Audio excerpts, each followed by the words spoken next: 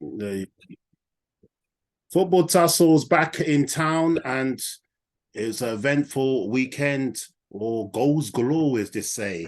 And Goals no better galore. place. For once, we'll start at the bottom end of the table, the relegation battle, because there were so many goals in the games there. Let's start Sorry. with Everton, Brighton versus Everton. And that one for accumulators, and we always mention it every week. For the people that had accumulators, that's just what the whole thing. Or maybe you're relying on that game just to, what's it called, cash out or something. I would have So cashed what have you got to say out. about that? First of all, Before I don't let my accumulator run over to Monday anyway. I would have cashed out yesterday. But it's true. listen, listen. The Premier League, look, you're gonna get loads of these results to the end of the season because some teams are on holidays, some teams are fighting for survival, Their life. their Yeah. lives. But what we saw tonight from Everton uh Sensational. was sensational counter-attacking football from themselves straight away with the Calvin Lewin causing too much problems for Brighton. And I was Mm. surprised with Brighton, to be honest, because Brighton have been the team giving. Who did they give six the other day? They Gave your former, what's it called, self-proclaimed manager Lopetegui's Wolves. yeah, exactly. So people are doing pass or parcel there, taking score lines and passing it over. But no, well done to Everton. Well done to Dwight McNeil. This is like his best season ever in the Premier League. Yeah, Well done to and Calvin that's Lewin goals for him. Yeah, because Calvin Lewin has been missing for so long, and so well done to cause problems, win an assist to the ever present Iwobi, getting the assist as well, and to Jukore, who's had his first suspensions with Everton for too many yellow and red cards, and rewarding them. So it's a very good result for them. Um, and then Brighton, what can Brighton take from that? That is an abnormally doesn't really happen to them this season. They've had a fantastic season, so they're just going to brush that off the carpet. But yeah, the victory for Everton wasn't a good one for the rivals today. no. Well, I just quickly jump in on there. Brilliant was away performance from Everton. I think this is the first time for a long time that they've scored more than 2 goals in a game there. They what's it called, doubled it, even more, maybe 2.5 there. Brilliant there. Yep, yep. Decore was unlikely goal scorer to get one and get a brace. As you said about Dwight McNeil being his best ever goal scoring season there under his former manager tutelage there of Daesh. He's now, Yep. I think he's their top goal scorer with maybe 5 or 6 or something. And Is he it? was their star in that game because he came up with some assists as well. So that was very important because Oh, it was a game that he's would the have top been goal able, scorer. if they got 7 goals. points, if they got a point, they are 7 goals. If they got a point, it would have been a bonus. I mean, a very good game. I mean, result. They got the whole 3 brilliant, especially when they got Man Man City City around the next. corner coming up Yep. there. So that was a very, and any for any of those teams near the bottom to get 3 points is a luxury, like to Yep. help, because teams like that, they look like they're gonna get where their next win was coming from. As for Yep. Brighton, the Yep. manager was talking, but after the game day, he didn't even know what happened to his players. He was shell shocked about the performance there, especially at home. But Brighton, they've still got a couple games in hand, I think, and they just need to come back again. If they had won all their games in hand, they had an outside chance for finishing in the top 4, even though Yep. that is in cloud cuckoo land for someone like Brighton there anyway, the Hmm. Seagulls, but they got their wings clapped They've got and yeah, cuffed today. they've got a few games in hand, so maybe who knows? But possibly tiredness, but even though he is doing a bit of rotation, but great 3 points for all the Toffee fans there and the players there, and obviously for Sean Dyche. Let's watch how that those 3 points help towards the end of the last few games. Moving Mm-hmm. on to another team that's fighting relegation. Leicester, Blown it. Leicester. They You said keywords, blown it there still. Even though Fulham is a hard team, for a team like Leicester, Fulham is no gimme. you don't concede That's the same five kind of thing against there where you're Leicester. looking for. You Sorry, can't against concede Fulham. Sorry. five. You Five. can't concede 5, but I'm sure you had that down as a what's it called, a home I, win. I, Let's be honest. no, I think I said a draw for me. I said a score draw. Well, I said that it was going to be a home win there because for me, the problem is Leicester haven't got enough there away from home. For me, these people that are fighting relegation, the key games is the home games against teams, possibly like Fulham, but more teams against themselves. As you said, they left it too late to try and do a comeback. They've missed back-to-back penalties there. And what's it called? Last time it was Maddison. Now it's Vardy there. Maybe that's why Vardy didn't take the last one there against Everton there. But for me, Fulham has they've started. I think that's back-to-back wins, possibly for Fulham there because they had a little bit of a dip, and now they're coming back. Williams has been one of their signings of the season there. Did he come last time? I think Cornelius is doing a bit, or is it Vinicius? I mean, not Cornelius. He's doing a bit of something there still. The good deputy, yeah. And then what's it called? Carney with a brace there still. So it was a very, Fulham deserved the victory. The scoreline is only favourable for Leicester there, but they deserve to lose anyway. And looking at the remaining fixtures, exactly. That's the problem for Leicester. Exactly. I was just going to touch on that with Leicester because I don't see them. They might get relegated now. Leicester that won the Premier League might actually get relegated because they've got Liverpool. I don't see them beating Liverpool in the next fixture. Then they got Newcastle, and then by the time they play West Ham, maybe West Ham had already survived because I think West Ham probably need another 3 points and they'll be fine. You know, so possibly, yeah, because of what's happened with other results there. Because obviously West Ham wouldn't have wanted these other teams to win, but West Ham only can do what they can do. Moving on to another game. We'll watch that space, but Leicester need to be very careful that they don't join the team that's now looks like their last chance saloon is gone. Southampton there still. Southampton. They're relegated. Southampton are relegated. Yeah, they are now, even though it's not officially there yet. It's done. They're done. The bags are packed anyway. The bags are packed. They're marching back to the championship there. Big win. I mean, as I was saying, when you play your fellow relegation rivals in the 6-pointer, home games count. The home advantage counts. And Forest somehow scraped over the line, even though Southampton tried to make a game of it, but they scored their penalty in injury time to make it 4-3. Even though I think Forest had a goal ruled out in their 5th goal ruled out, just a tight call there on VAR. But yeah, I mean, it's a very good 3 points that Forest were looking at before this game started. That's where they were looking at trying to get a vital win, and they got it done there. So for us, Southampton are doomed, as you said. Maybe you get Ward-Price and then Alcatraz out of the team, and the rest of it's rubbish. It's shocking as well. It's too bad we got former Arsenal man there, Theo Walcott, getting relegated. You got for another former Arsenal man, there's no former coming back to Arsenal, Ainsley Maitland-Niles. But Southampton, this would be, I think, 19 years in the Premier League because they last time they got relegated was 2004, 2005. So it's a blow to them anyway to be going back. So I think the almost 20 years run is almost done now. So yeah, good luck, St. fans. Maybe the prayers weren't good enough. You know, it's going to the wrong person. You there, Cox? I think we're just having connection issues. You there? Are we back? What's it called? I think Southampton, they sabotaged us. I know, we lost connection. I know. The sabotage by Southampton. Is everything back now anyway?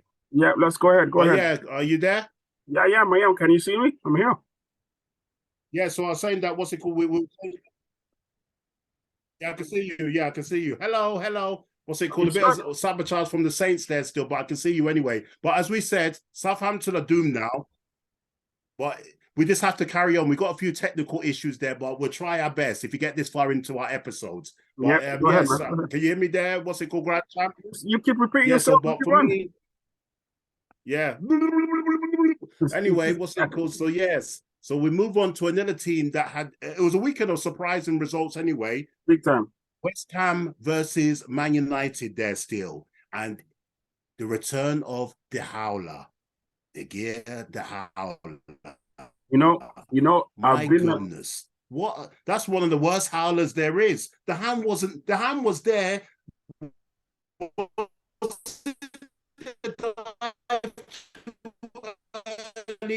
You think will hear me? I can hear you, just the internet connections, but no. De Gea. I've been a big advocate for De Gea and backed him and said he's been a wonderful goalkeeper. But if Man United started thinking of bringing a goalkeeper or a better goalkeeper in, or because it still does a job, but with De Gea you're gonna get a mistake now. Something like, I mean, Loris is the worst, but with De Gea now, you're looking like every 7 to 8 games, you're gonna have a big mistake from De Gea. So it was a shocking result, but happy West Ham fans for nicking that win. And Man United really need to look at the summer and strategize what players they need to bring in, because Weghorst or whatever his name is crap. Marshall's not the answer. Anthony's not the answer.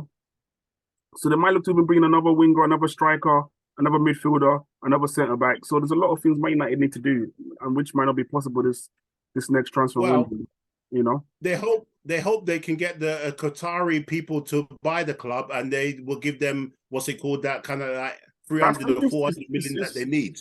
Because as you said, it is taking too long, because obviously the Glazers are trying to squeeze as much money as they can to try and get a 5 billion or over 5 billion. Man United's problem is a bit like Spurs. We'll get to Spurs when we can, but Man United's problem, they rely too much on Rashford. Rashford, yes, when he returned from the World Cup, he was in the best goal scoring form for anyone in Europe, but that was him outdoing himself. Obviously, he was going to dry out, because that's not natural to him, for him to score so many goals consistently. And then if you stop the people that are feeding him, which is Bruno Fernandes, it's hard for Man United to find goals from elsewhere. Sancho's flopped 75 million. Anthony, we've already spoken about, is a one-trick pony. He played a bit all right yesterday, but it was not enough. So Casemiro looked leggy in that game. I mean, that's back-to-back losses of 1-0 for Man United, and it's come at a crucial time that they need to be careful. But as you said, well done to West Ham. They needed those points to try and slowly pull themselves away from the relegation battle. But we'll watch that space. Man United, they're looking over their shoulders now at their bitter enemies. Top 4 is not guaranteed. Top 4, So talking about that, let's have a quick talk about Liverpool. Liverpool are in sensational form from themselves, even though they've done better runs in previous seasons. But they've won the last 6 straight there still. It was a good, it was a tight victory over Brentford, but it's that the bonus of the clean sheet side, because I was talking about a few weeks ago, if not 5 weeks ago, I'd take 8th. Now look at it. So keep motoring along and hope that Man United, Newcastle's are Liverpool back? Well, almost. We just have to see if we can salvage a 4th place finish. It's like winning a trophy, like Arsene Wenger used to say many moons ago. 6 wins, for me, 6 out of 8 games, 6 wins, 2 draws. It's a good form. There you are still, but it's 6 straight wins. It's 6 straight wins, the last 6, and as you said, it's 8 unbeaten there still. There you go. It's a great way to end this. I mean, try and finish as strong as you can. Big push, as one of our fantasy managers would say, and our former host and presenter would say, big push. But anyway, one thing I have to say, Salah has broken yet another record. He's now scored in 9 consecutive home games, and he's the first time a Liverpool player has done that in the history of Liverpool, in 121 years of Liverpool's history. So well done to Mo Salah, King Mo Salah, and he's now he's now reached 30 goals there still in all competitions. He's done that 4 seasons out of 6. No, 3 seasons. 3 seasons. No, he's done it 4 times in his career at Liverpool in all competitions. It's 4 times. I had to listen to that. Take it from a Liverpool fan there still. Take it from a Liverpool fan there. Not too much there. Not a poke in the eye, but you know what I mean. But anyway, just one more thing. Nunes, anytime Nunes plays, even though someone told me, I think anytime Nunes plays, Liverpool don't score too many. When it's Jota, Gakpo, and Salah, they score like 3 or 4. But when Nunes plays, it's like 1 goal and stuff. But he just needs to stay back in training and work on his finishing. Arnold done a sensational ball there. He just needed to get it on target, would have scored. But let's not be too greedy, but he just needs to work it out next season's a big season for him to try and start the season, what's it called, Definitely, running. But definitely. well done, Liverpool, giving yourself a chance. Now let's go to your team, Arsenal. Arsenal. Yesterday, people thought that was the day where, or that was the game where Arsenal's lingering title hopes come to a complete halt.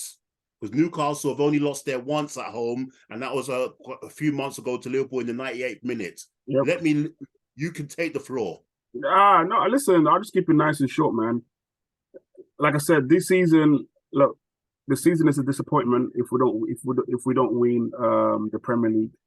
It's definitely a disappointment. However, there's so many good things after we've gone past that disappointment.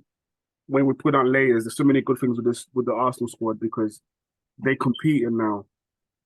You know, people thought we were going to lose against Newcastle, but we showed resilience. We didn't give them a sniff to. I mean, I know they hit the post a few times and we rode our luck a bit, but sometimes you have to ride your luck in these games. And I just like what I see from the team, and you know, there's a bit of naivety with regards to how we we drew the Liverpool, West Ham, Southampton, and all that stuff. But there's no shame finishing second in the league to Man City. Given the resources to Man City, there's no shame in that. So we can't be too greedy, and I'm just happy to be an Arsenal fan right now because every game when we go, apart from the game against Man City where we got turned over recently, where we didn't fight or anything like that, the other games we've lost this season, and as an Arsenal fan, I've accepted it because every game we looked like we could have won, and we showed good fighting spirit, and that's what I want to see in my team. So well done to Arteta and well done to the boys. And Odegaard is showing stuff, and when people said it was light and blah blah, it wasn't blah, and all of this stuff people were talking about him is come back to prove them wrong. And it shows you look at the Premier League charts. You got people like Odegaard 15 goals, Saka 13 goals, Martinelli 15 goals. It's spread it all across the team. Trossard 8, Gabriel Jesus 10. So well done to Arteta and what he's doing at Arsenal, and hopefully in the summer we could reinforce if we don't bring up the Premier League trophy. Yeah, that's what I was saying there. Just to keep it short and sweet, as you said, as I was saying previously, with what Liverpool did with Bobby Firmino, Salah, and Mane, Man City do it with Mahrez and other players there. Obviously, when Kevin De Bruyne and sometimes when he's in his peak, both spread across the board, and that's what can help a team to try and either challenge for the Prem or win the Prem. And that's why Arsenal, obviously, I know it's a bit of a blow where they've gone into a bit of dip of form, but this is where they bounce back because Newcastle was not a hard place. It's a hard place to go. Captain Odegaard is in sensational form for coming at the last there. Captain's performance once again from him there. Still well done there. Yep. Since you brought in that defender that we were saying in the last couple of episodes, maybe the trust there wasn't fully there from Arteta. He didn't believe in him. Maybe if he had brought him in instead of holding a bit earlier, instead of holding, because you look at there you are, and then now look, since he's been there, the defense looks a bit more sturdier. Yeah, it looks a bit more sturdier and also more balanced. And even Thomas Partey being dropped there for Jorginho. Yes, but Jorginho's had 2 fantastic games. He keeps it ticking. There you go, still. So I was hearing Gary Neville calling him the Arsenal's Paul Scholes there still. There's only certain players. Gary Neville was a bit gone there still, but we'll allow Gary. But Arsenal, all Arsenal can do is keep winning their games and hope that Man City can slip up there. No, it's gone. Newcastle just need to be careful, just like Man United, even though they got, I think, 3 points advantage over Liverpool with a game in hand, just like Man United got a point advantage over Liverpool with a game in hand.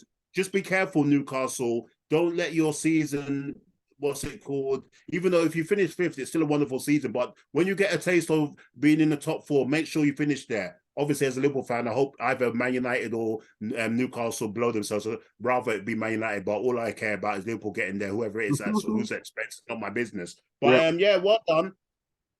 Arsenal just need to keep winning and hope that Man City slip up. Moving on to Man City, perfectly there.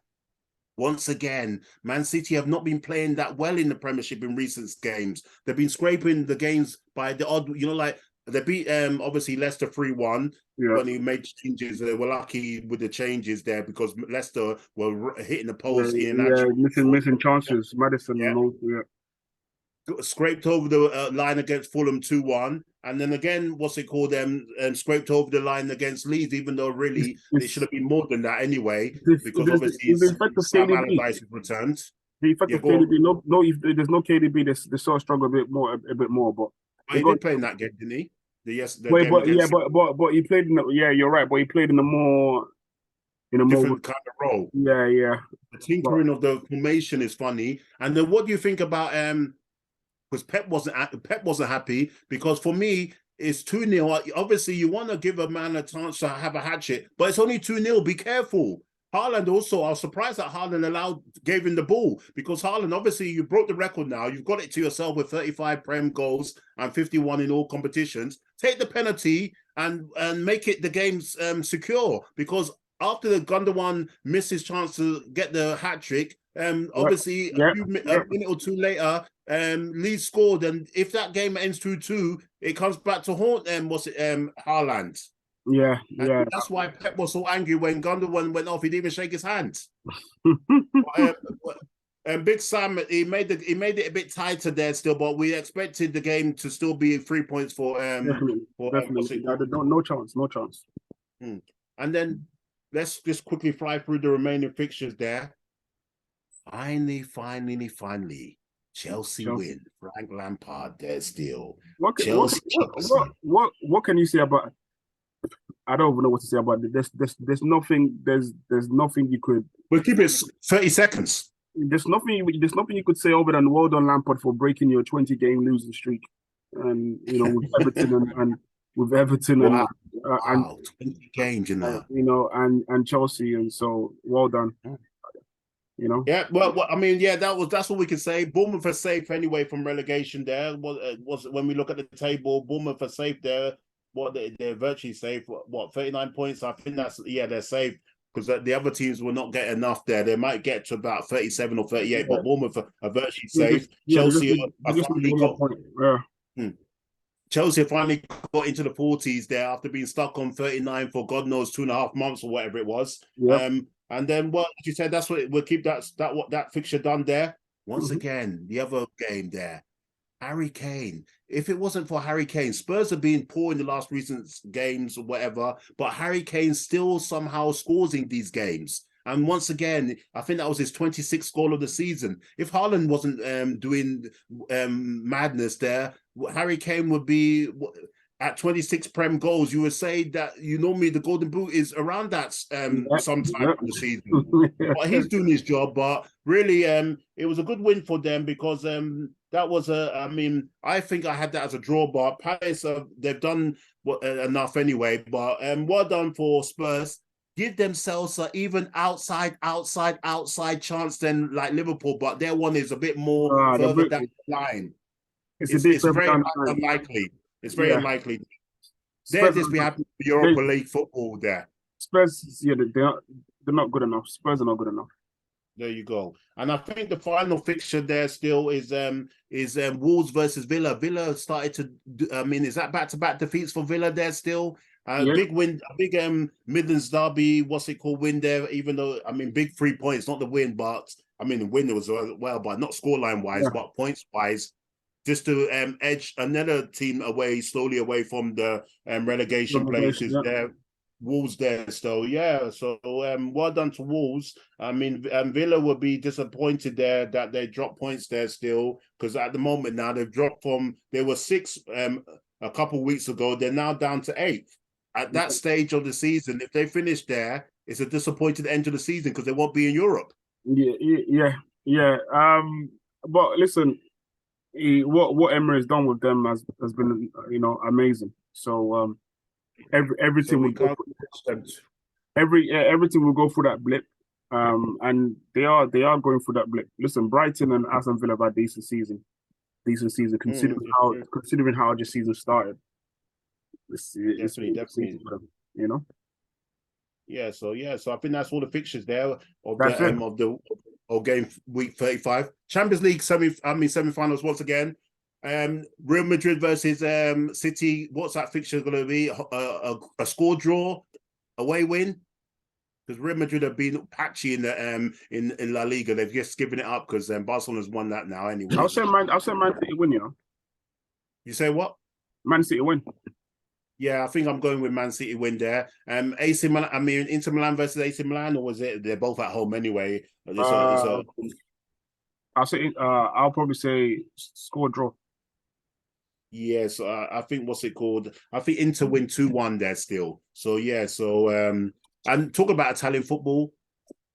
It's Napoli's title for the first time in 33 years, even though it was always going to be anyway, but they finally got it signed, sealed, and delivered there still. Congratulations there. The first title since Maradona brought it home to them back in 1990 there anyway. I think that's it. Anything else want to say? I'm sorry for the technical glitches.